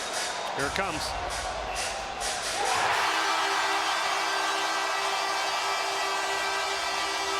Mitch Moroz at 4:45 of the third period has scored for Edmonton, and we have a hockey game now. It's 2-1 for Portland with lots and lots of time left on the clock. Last night they tried to get to within 1. They never did. Now they are within 1. What will Edmonton do next? Tell you what, Dan, you can have all the defenders around the net you want. You got Rutkowski, you got Wotherspoon. It's very, very tough to defend a play that when a guy has that kind of eye-hand coordination. Well, as you say, I mean, he did it twice on the same play. That takes some kind of hand-eye as the puck goes down the ice. Corbett gets the first assist, and we'll see if there's a second assist. Meantime, the Winterhawks trying to answer back. And from back of the net, they can't get it. And here comes Iwanek out of his own zone. Iwanek. They give TJ Foster the second assist on that goal. And it's shot in, and Carew blocks it back at the net. Pouliot out of his own zone for Portland. He gains the red line, but no further. Here's a break for Legault, but Rutkowski is back. Legault waiting, throws it hard in front for Lazar. He can't get his stick on it. Can Edmonton feed off the momentum? The crowd is into it for the first time tonight. Sautner gets it to Lazar, at least the first time since early going of the first period. Offside stops the play at the Portland line.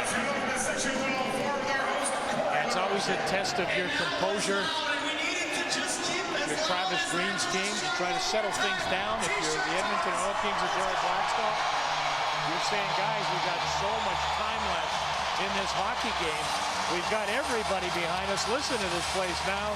This should be a heck of a 14 minutes left in this third period. Lear gets the puck for the Winterhawks.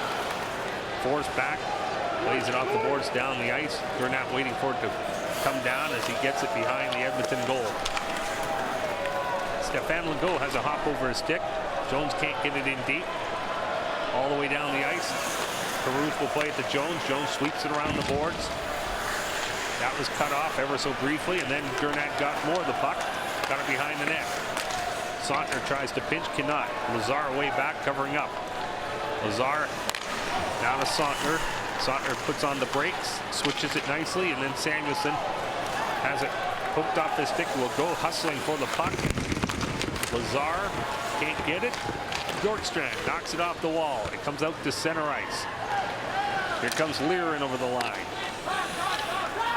Since the first period of this game, this is a stat that's been a little quiet. Portland's only had 5 shots on goal since the first period.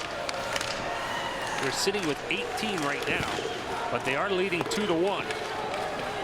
Edmonton has 27 shots on goal. Edmonton's only been outshot 2 times in the entire playoffs in 19 games, and it was the first 2 games of this series. Iverson fell, but following it up is Portland's Bittner as he gets the puck in front of the net. Here comes Edmonton back the other way. St. Clair shoots it in. Foster giving chase. Caruth waiting for it. And then Caruth nicely blocked Foster from getting the puck as it went through the trapezoid area. Experienced play by Caruth. Here's Pouliot following up. Pouliot shot over top the net. Dylan Ruck gets it now for TJ Foster. Rutkowski lost it. Dylan Ruck moves in. Ruck trying to get a shot on his backhand, on his forehand. Throws it in front. Great chance. Foster, stop, rebound off the target. Foster and St. Croix with a glorious chance for Edmonton to tie, but the Winterhawks still lead by 1. All Dylan Ruck. Really, what a terrific job of reading the room, reading the pace, knowing exactly where the pressure is. Watch Ruck here. He's looking. He's waiting. Finally, he gets to that spot. There's the backhand. They get it to Foster. Foster in front of the net has really had some bad luck in this series, but Dylan Ruck, sensational on that possession. Just knocked out. Rutkowski was hoping it was going wide. Caruth was really hoping it went wide. Portland still leads. Here's Mraz. Hooked off his pick by Pouliot. 8 minutes gone in the third period of game number 4. Huge pivotal game in the series, you have to think. Pouliot going back to Rutkowski. Let's go Oil Kings is the chant in the building right now as Gernat goes back for Edmonton. There's Sautner. Nearly stripped of the puck by Patan. Awanek skating hard out of his own zone. You can feel Edmonton has some life. Big time here with that goal and the chances they're getting, and they know they've got lots of time to tie it. You know, Portland has not played an overtime game in the entire playoffs. That's what Edmonton at least wants to get to tonight. You know, they've got to beat a guy that's pretty solid. I talked about Matt Caruth the start of the night. You know, Danny's in a stretch now. Caruth is where he's had 82 saves on his last 84 shots. So he's in his zone, feels comfortable with his defense around him, and you know, took everything he could. Actually, a terrific play that had to be reviewed. The Mitch Mraz goal to even get one past Caruth tonight. But they have one and they have life. Sautner. Now to Legault. There's Samuelson. He got the in the neighborhood play there. He was just barely on his own side of center. Shot it in. Lear chopping at the puck. Samuelson takes the shot well over top the Portland net. Sautner on the pinch, but Seth Jones collects it. Skates, gets himself some room, and out it goes to center. Oh, he makes it look easy. Here's Lear moving in. Lear on his backhand. Shoots, and that's a great save by Brossoit. And it's a very timely save by Brossoit. So much needed save by Brossoit as it stays 2-1. Mayo back to collect the puck. Portland making a change. Mayo's long pass. Here's Dylan Ruck once more. Ruck waiting. His pass along the blue line intercepted. Leipzig with Ty Ratty. That's poked up the stick, and here come the Oil Kings. Foster in over the line. All the Winterhawks swarm back, though. That shot hits St. Croix. St. Croix in front of the net. Shot by Musil. Wide rebound. Comes out into the slot area. That would have been a timely place for Musil's first goal of the playoffs, and he didn't miss by much. Corbett plays it around this near side. Dylan Ruck waiting for it there. Ruck's long pass. St. Croix has to go off his stick. Rutkowski all the way back. Knocks it off the board, but it's Foster picks it off. Foster into the slot area. Corbett throws it at the net. That didn't miss by much either. St. Croix from behind the goal. Rutkowski meets him, but St. Croix gets it back out. Here's Cody Corbett. Moving in for a pass, actually. I thought he might shoot it. I got it down towards Ruck. Foster's back at the net as well. Foster gets the puck. Pressure continues by Edmonton. Musil back to Corbett. Shot! Knocked down by the Winterhawks. And here they come out of their own zone, led by their captain, Rutkowski, who will flip it in and hit to the bench on a line change with just over 9 minutes remaining in game number 4. Calda. Now to Mraz. Mraz in front of the net. That's kicked off by the Winterhawks and knocked out to center. Here they come. Iverson. That shot wide. Around the boards up to the line. Peters holds it in just barely. Iverson has his stick lifted the first time. Still has possession.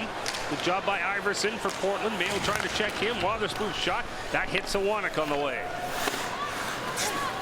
Mayo switches it back. Waiting for it is Bittner for Portland. There's Iverson being checked by Awanek. Here's Bittner up the half wall. This is a good shift for Portland right now.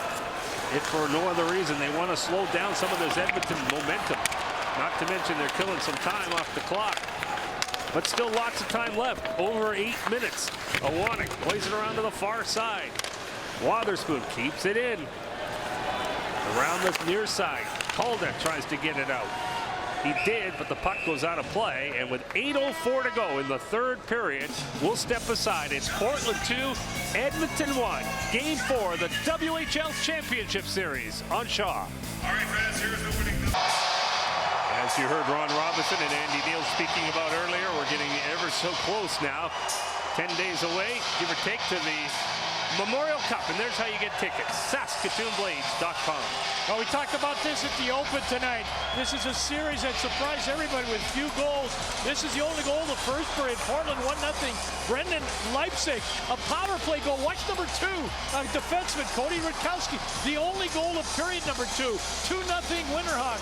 And then Mraz, 2 wonderful touches with a stick. The goal was reviewed. It counted, and that's where we are. The only goal of the third period, the Winterhawks with a 2-1 lead. Mraz scoring for Edmonton tonight. St. Croix scored for them last night. Do they have another goal in them tonight to potentially force some overtime here? Sontner gets the puck to Gernat. Gernat, lead pass. Here they come. It's Legault walking in. Passes, and it's just out of the reach of Lazard. There was the 2-all goal right there, but the pass was just off, and Lazard could not reach it. Bjorkstrand chopping at the puck. Sontner's lost his stick, so Bjorkstrand able to capitalize by getting the puck. He gets it out to Jones. Sontner's got his stick back again. And the fans catching their breath again because they thought they were about to roar for the 2-all goal. That was as close as you can get. And that's the guy Edmonton wants to get the puck, and it's just out of his reach. Bjorkstrand shoots the puck in. 7:15 to go. Low out of his own zone. There's TJ Foster. Chopped off his stick. Musil following it up. Pouliot. It's lifted out to center. Low. Now Foster. Lead pass St. Croix. Off the boards it goes. Dylan Ruck misses it there. Will the Oil Kings get another chance, as blue chip is the one they just missed? Brady misses the puck. This will be icing on Portland. Right off the faceoff, Gernat makes all of this happen by getting up the ice real quick with it. Watch number 28. He's going to get it there, and he's going to gain that zone. So important to do so. What a backhand pass to the center ice to Lazar over Legault, and that close. That is how close the Edmonton team comes to tying this game tonight. Boy, there's been some near misses in this game tonight for the Oil Kings. The pass didn't look as off as it seemed at first blush. It seemed that Lazar just had trouble, obviously, handling it. When you're a great goal scorer like Lazar is, those are the ones that I'm sure will keep you up at night. Yeah, you think, my goodness, we had the speed, we went to the net, we had that puck right where we wanted it. Couldn't finish. That's Caruth covering it up with 6:23 to go. And a reminder, Game 5 will come your way from Portland at 7 o'clock Pacific time on Friday night. We're told it's sold out already in Portland. I mentioned to you earlier, they've lost the last 3 finals to Red Deer in 01, to Kootenay in 2011, to Edmonton last year. In fact, Portland in their 11th trip to the final, get this, they've lost 7 of the last 8 trips they've been to the championship series. Trying to get to within 1 win of capturing it, but they've got a lot of work to do. 6:23 to go in a 2-1 hockey game. And Edmonton has been carrying the play, but can't get the equalizer just yet. And then you wonder if the Winterhawks will cut down to a lot of ice time between Wotherspoon and Jones and Pouliot, Rutkowski, those top 4. You know, everybody's talked about that in the past. You heard Guy Charron say that in the Kamloops series, a coach for the Blazers. He says, boy, that's as good a top 4 defenseman as he's ever seen in junior hockey. And I agree. Pouliot, Rutkowski, Jones, Wotherspoon will all be in the National Hockey League one day. Portland with 4 shots on goal in the second period. Now 2 shots on goal here in the third. Here's Ruck in over the line. Dylan Ruck. Jones stepped up there and just checked it off his stick. Bjorkstrand trying to gain some room. Bjorkstrand in over the line. Now it's a chance for Lear, and that shot is blocked by Mayo. Lear gets it back once more as he spins in that corner. There's Delio and Foster battling for the puck. Now they'll come to this side. Corbett has it now for Edmonton. Lead pass up to Michael St. Croix. St. Croix going wide on Wotherspoon. He throws it wide of the net. There's Legault back of the goal. Foster trying to get it. Gurnat steps up, handed it away, but Legault, nice job to cover up. Gurnat shoots it off the stick, high and out of play. They're activating Martin Gurnat a little bit more now, which is good. A nice job there by Legault to, to pinch on that play, or rather to support Gurnat on the pinch as he went in deep. But you talked about the few shots that the Winterhawks have, and then the thing is their reputation, and they are right. Their reputation is deserved. They have such quick strike capabilities that they don't need a lot of chances. They don't need a lot of shots. From the faceoff, Lucille takes a shot. Oh, what a save! Rebound, Legault can't get the shot away. Samuelson fans on it, and then he puts it up high. Legault and Samuelson on rebounds couldn't get the good shot away. Caruth with the initial pad save off Musial. Chalk up another big save for Caruth. Shots are now 30-19 in favor of Edmonton. Nice job by Caruth getting his pad out to make this save. It's Musial back at the blue line. There you go.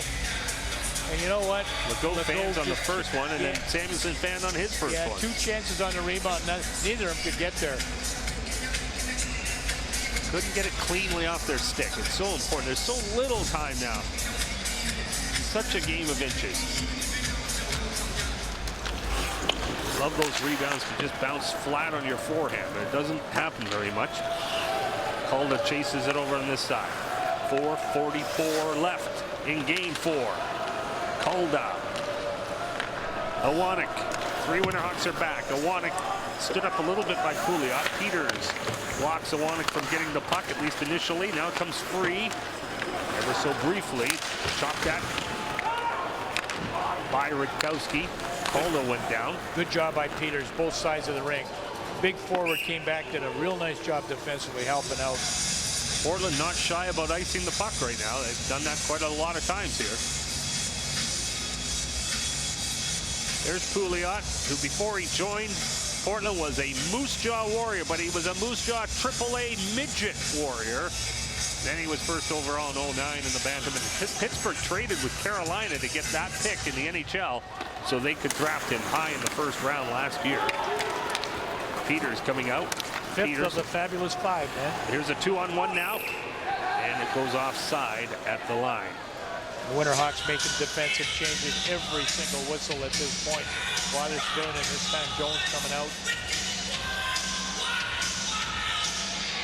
Yeah, the thing about Pouliot that I like is he really does such a good job, I think, of sensing and seeing the Portland Winterhawks on, with that back pressure that we talked about. When he sees it, he picks off plays in that neutral ice area wonderfully. And then he knows exactly when to attack. Exactly. Bjorkstrand sends the puck in. Gurnett trying to get around Lear. Here's Lazar now. Last shift had a glorious chance. What's he going to do on this shift? Swept around the boards. Corbett. Legault. Lazar is hit, but he comes up with the puck. Plays it back to Corbett, having trouble in his skates. Delayed offside. Witherspoon will skate out. 3.5 minutes to go. Witherspoon will roll it in. I get the feeling Portland just really loves the challenge of protecting a lead. I think it's part of their new culture, or development of their old culture. It's the biggest step I believe Portland's made from this year to last year. Here's Leipzig going in. Off his stick. Brady fell. Leipzig collects the puck. Out to the neutral zone it goes. Shot back in again. Now we have exactly 3 minutes left. There's a giveaway and a backhand that goes wide by Patan. Here's Leipzig shooting, and that's knocked down. Dylan Ruck starts back. Ruck to St. Croix behind the net. Pouliot waited for it, got it, chipped it to Rakowski, and Rakowski will flip it out. Glove down by Musil. Delayed offside. Now time starting to become a big factor. 2:40 to go. Shot back in deep. Brossoit handling the puck. Dylan Ruck. Keegan Lowe behind Foster. He can't get it cleanly, and that'll throw the play offside. It would have anyway. But Portland got the puck. Bittner will give chase all the way back. Can he get there first? Well, they've already waved off the icing, so it doesn't matter. Iverson now has it. Iverson in front for Peters, and his shot is blocked by Keegan Lowe. Owanek lifts it up high. Calda kicking at the puck. Held in by Portland. Witherspoon will dump it down to Iverson. Iverson off the half wall. There's Calda taking the puck. Out to center it goes, and then just inside the line. Under 2 minutes remaining as the puck goes over to the far side. Bittner walks in and puts it over top the net. Bittner had a clear path to the net. Fans chanting, "Let's go Oil Kings." Minute 40 to go. When will they take Brossoit out of the net? That's broken up at center. Lear says, "I'm bringing it in all the way to that corner." Throws it through the goal mouth area. Bjorkstrand hustles to get it for Portland. Bjorkstrand skates with it. Thinks about the point, can't get it cleanly as his stick was being impeded with. Still trying to get it out to the left point. Instead he drops it back for Delio. Great shift right now for the Winterhawks. Delio still with the puck. Delio back to the blue line. Rakowski has it. There's Pouliot. Pouliot shot. That's knocked down, and it comes out to center with 1 minute to go in the third minute, period. And still Brossoit. Oh, what's going on? We got referee blowing play down as Rakowski got high-sticked. Is Edmonton getting a penalty in the last minute of Game 4? Don't tell me it's Samuelson. Don't tell me it's him. Taken a lot of penalties in the last week or so. Wow. This is a time that you absolutely can never take a penalty. That might be as easy a call to make as you will ever get to make with a player getting his stick up in the face of an opponent. I mean, he didn't even think twice about where that stick was going. Watch it. Number 10, it's going way up there. Wow. Right on the face. Oh my goodness. I can hardly believe that. Why would you do that? What are you thinking? Well, that's going to make it nearly impossible for Edmonton to tie it. We saw in an earlier game a prevent power play where Portland just passed off and killed the clock. And now with 30 seconds to go, you know they're going to try to just do the same. Leipzig's not even going to move until he has to. Patan, they'll feed the point. Now you watch it go back and forth to the point now. This is what they did earlier in the series. 16 seconds to go. The Portland Winterhawks are keeping the puck on a string. And the penalty for Samuelson. What must he be thinking right now? That's a difficult one for sure. Look at this. Witherspoon says, I'm going to do what a quarterback might do. I'm going to take a knee. And in doing so, the Winterhawks have moved to within one victory of a championship. Portland has defeated Edmonton twice in 2 nights on Edmonton ice to take a 3-1 lead in the championship series. Very, very workmanlike, very methodical, very poised. Certainly, this Portland Winterhawk team, and we've talked about both teams, and it's only happened once for Edmonton, that they played with a lead. That was game 1 in the Rose Garden. But the Winterhawks now 3 games in a row have gotten the lead and have wonderfully sat on it and just dared you to come back and get into this hockey game. And they deserve the 3-1 lead heading back to the Rose Garden. But too bad for the ending, and Samuelson taking the penalty. And we don't get the dramatic finish that we wanted to see for the viewers watching on both sides. But full marks to Portland as they protected their lead. There's Samuelson, or the coach looking at Samuelson after the penalty. Well, Laxdal, the coach, is like Bill and I up here. I don't think he can believe what he just saw. And you know, Samuelson has taken some poor penalties in this last 2 weeks in the Calgary series. Didn't he have 4 penalties in Game 7? I can't remember right off the bat. Number 31. Great hockey player, but a little off tonight was Henrik Samuelson. We've got a lot of post-game reaction coming up. We hope you stay with us. Portland 2, Edmonton 1, WHL Championship Series on Shaw.